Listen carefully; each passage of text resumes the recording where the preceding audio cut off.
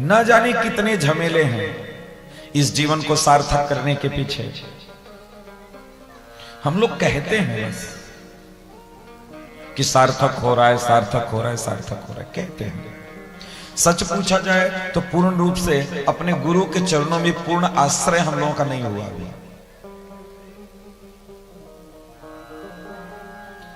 गुरु अगर कोई आदेश हमको दे दे, कुछ कह दे, तो एक बार मन खिचक जाता है, ओह ये कैसी बात बोल दी है, हम तो ऐसा कर ही नहीं सकते। कहां श्रद्धा रहा, कहां श्रद्धा रहा, नहीं श्रद्धा रहा।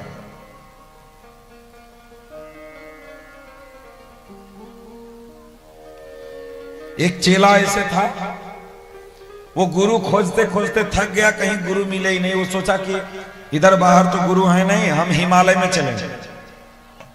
हिमालय में गया, कंदराओं में घुस घुस करके देखने लगा।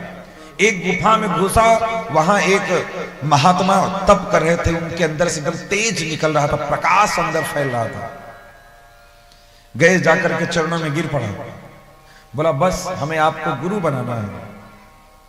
बोले क्या बनाना है? बोले गुरु बनाना है। बोले चलो चलो। हाथ पकड़ करके चेला जी का ले गए, कम से कम 400 फीट ऊपर, हिमालय पर ऊपर ले गए, और ऊपर से एक झरना गिर रहा था।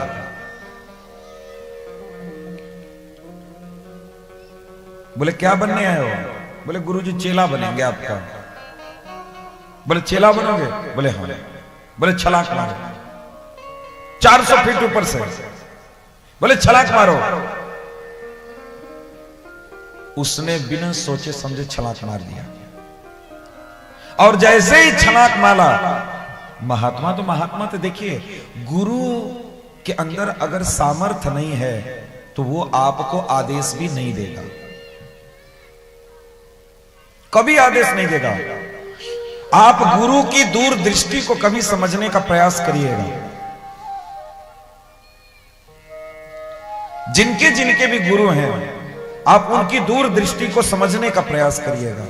जब वो कहते हैं तो हमको बुरा लगता है कि हमको ऐसा कह दिए, हम कहां कर पाएंगे, हम तो बहुत ऐसे हैं, हम तो बहुत वैसे हैं, हम तो बहुत अधम हैं, ये हैं वो हैं, दुनिया भर की चीजें। लेकिन कहीं ना कहीं बाप अपने बेटे को खड़ा करके और पीछे हाथ लगाए रहता है, बेटा चिंता मत करना, गिरोगे तो हम पकड़ लेंगे।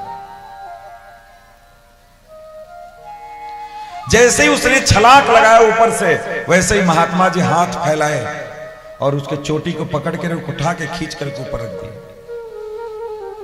बोले पक्का चेला तुम बनने लायक हो। इतना विश्वास लेकर के तब हमें किसी गुरु के पास जाना चाहिए, इतना विश्वास। और नहीं, फिर गुरुकरण करने का कोई मतलब नहीं है, मत करो गुरुकरण, गुरु बनाने का कोई मतलब नहीं।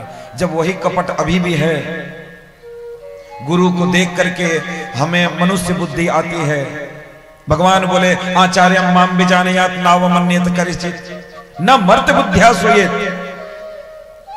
सर्वदेवमयो गुरु।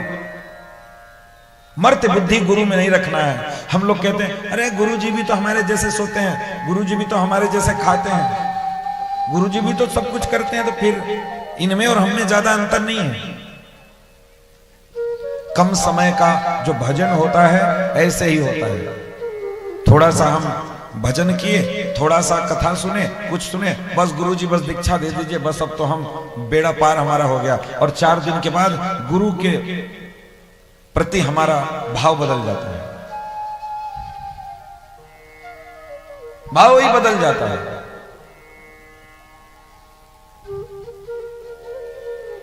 जानना एक बात, इस चीज को अनुभव करना आप अपने जीवन में।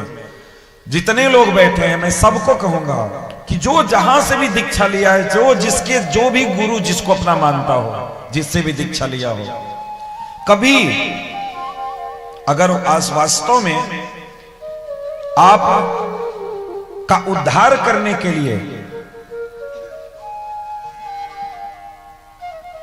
यदि ये संस्कार हुआ है, धोती कपड़ा के लिए नहीं, दक्षिणा के लिए नहीं, यदि आपका कल्याण के लिए अगर संस्कार हुआ है, तो जानना वो आपको ऐसा कोई आदेश नहीं देगा जो आप कर ना पाए, और अगर नहीं आप कर पाएंगे तो आप उसके बल से कर ले जाएंगे, उसके बल से कर ले जाएंगे।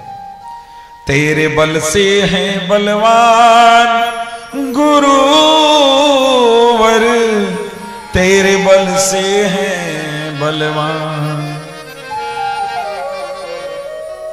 तेरी कृपा से है आबाद, तेरी कृपा से है आबाद गुरुवर, तेरे बल से है बलवान। कभी भी गुरु में मर्त बुद्धि नहीं करना है। आचार्य माम भी जानियात, भगवान कहते हैं ये जो गुरु आचार्य हैं इनको आप मेरा ही रूप मानो, और कहते हैं हमसे ज्यादा इनका सम्मान करो, हमसे ज्यादा इनका आदर करो, हमसे अधिक मोह से अधिक जो भक्तों को चाहते हैं,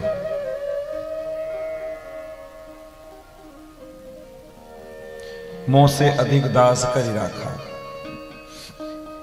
जो हमसे अधिक हमारे भक्तों को चाहते हैं।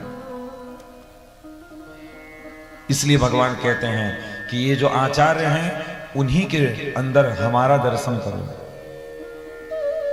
शास्त्र रूप में दर्शन करो, शास्त्र रूप में हमारा दर्शन करो। वेद साक्षात नारायण, वेद साक्षात नारायण, और अगर उनके अंदर वेद है, अगर शास्त्रों का ज्ञान है, तो आप अपने गुरु के अंदर ही भगवान का दर्शन कर सकते हैं, गुरु के अंदर ही। क्योंकि गुरु आपको केवल और केवल भगवत तत्व की ही चर्चा आपको सुनाएगा, आपको बताएगा और आपके साथ करेगा, केवल भगवत चर्चा। इसलिए हम कहते हैं कभी जाओ किसी संत महात्मा के पास या अपने गुरु जी के ही पास कभी जाओ तो कभी ये मत कहना बड़ा परेशानी बा, पैसा कोनो इनकम नहीं होता है, बड़ी दिक्कत है, क्या करेंगे, बच्चे की नौकरी नहीं लग रही है, फैक्ट्री नहीं चल रही है, काम धंधा सब बंद है। इतना सोच करके जाना, अगर फैक्ट्री चलाने वो जानता तो बाबा काहे बनता, साधु काहे बनता, तब वो 2-4 फैक्ट्री खोल करके चला रहा होता आनंद से। ये कभी मत पूछना उससे, कभी मत पूछना, घर परिवार बीबी बच्चा संसार के बारे में कभी मत पूछना, और मर्त बुद्धि लेकर के कभी मत जाना उसके पास, मत जाना कभी।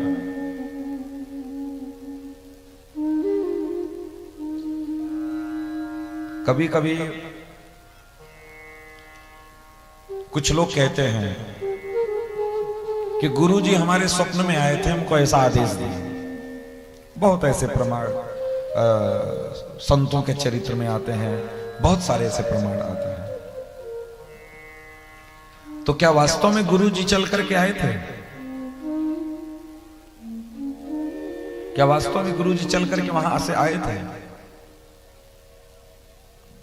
नहीं आए होंगे, क्या आए होंगे? आकर के स्वप्न में आदेश दिए, कैसे? स्वयं भगवान ही गुरु रूप में आते हैं। मैं आपको अभी 2 दिन पहले भी बोला था कि जब कभी कोई संशय आए, ना समझ में आए हम क्या करें क्या न करें, जब आपको बहुत भ्रम होने लगे जीवन में, तो कुछ नहीं करना, सारे रास्तों को छोड़ करके केवल हरि नाम को 2 गुना कर देना, 4 गुना कर देना, 5 गुना कर देना।